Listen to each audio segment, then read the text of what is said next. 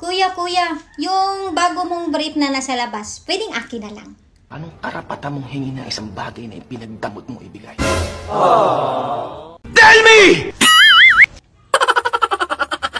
Ganito kasi yun, kuya. Kinuha ko na kahapon eh. Ba't di mo sinabi sa akin to? Sorry kuya kung hindi ako napagpaalam sa'yo. Alam ko masakit sa'yo yun. Kahit masakit, dapat sinabi. Basta, hindi ko na need ma-explain kuya. Uy, alam mo na yun. I deserved an explanation. Ay, pwede yung char-char lang na rason. Pwede. I deserved an acceptable... Sige, ganito kasi yun kuya. Yung jowa ko kasi, isa lang yung brief niya, tapos butas pa. Kaya ayun. Pero kuya, curious lang ako. Ilang araw mo yung sinuot? Every day.